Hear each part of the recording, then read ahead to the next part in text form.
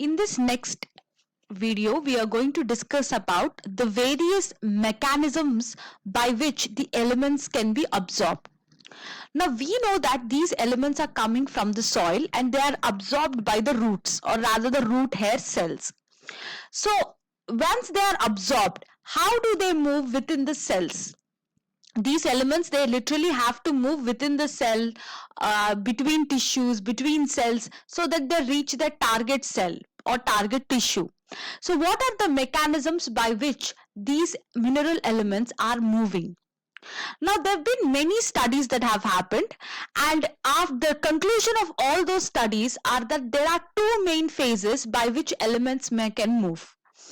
The first phase is called as the initial rapid uptake of the ions into the free space or the outer space of the cell, called apoplast. And it is a passive process. When we say it is a passive process, that means there is no involvement of any energy. No energy or ATP is used. So what happens? Now, this is a cell. These are two cells that are adjacent to each other. There is the cell wall. The yellow one is the cytoplasm and the white one becoming the vacuole. And in between these cells, there is this gap which is called as the plasmodesmata, which acts as a connection between the two cells. Now, if you see the pink lines here, this pink area is a dead space. It's a dead space or a free space which is formed by the joining of two cell walls. Means, let us say this is one cell wall and this is the another cell wall. So the space between the cell wall and the cell membrane. Okay, let me draw it here. So this is cell wall 2, this is cell wall 1. This is cell membrane 1 and this is cell membrane 2. And like that, you will have cell wall on both the sides. Correct? And this will be my plasmodesmata connections. So this space here that has been highlighted in the pink, this is called as the apoplast or the free space. We have already spoken about this in the transport and the plants chapter also. So the ions in the initial stage, in the first stage when ion absorption begins, they are taken rapidly, means very fastly, and they are absorbed into this apoplastic space.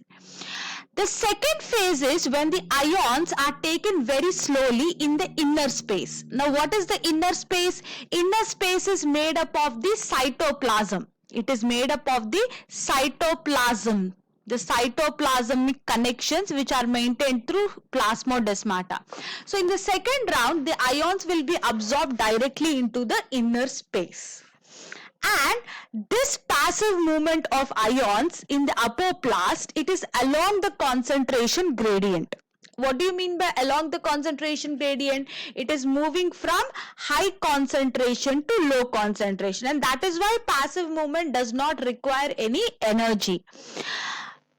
Whereas the transmembrane process, that is in the second phase, what happens? There will be selective pores, there will be ion channels through which the ions will move. Okay, so this is like, for example, this is a transmembrane, this is a membrane, the phospholipid bilayer. Okay, and these are certain membranes, integral membranes and peripheral membrane proteins, and these are certain ion channels. So let us say if the sodium ion wants to enter into the cell, let us say this is outside the cell and this is inside the cell, the cytoplasmic space, out, in. So how they are entering it? They are entering to these specific gate-like structures which are called as ion channels. We have already discussed this in the transport chapter. So through the ions, through the ion channels, the ions can either enter in or go out. Both ways can happen, and this is also along the concentration gradient, that is from high to low. Now, the entry and exit ions in the symplast is against the concentration gradient and requires ATP. So what happens if anything has to directly enter into the cytoplasm? Now, in the previous case, we have seen that the ions are entering into the apoplast and from there they can enter into the cytoplasm. That is a different story.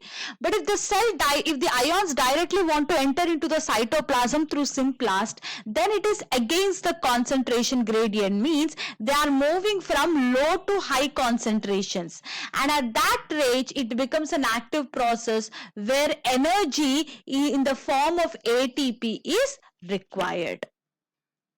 Okay, so the movement of ions is called flux, and when ions move inside the cell, it is called as influx. As you can see in the diagram, the ions, when they are moving inside, we call it as influx, and when the ions are moving outside, we call it as efflux. So let us see some questions in this respect. The inward movement into the cells is called efflux, passive transport, active transport, influx. The correct answer is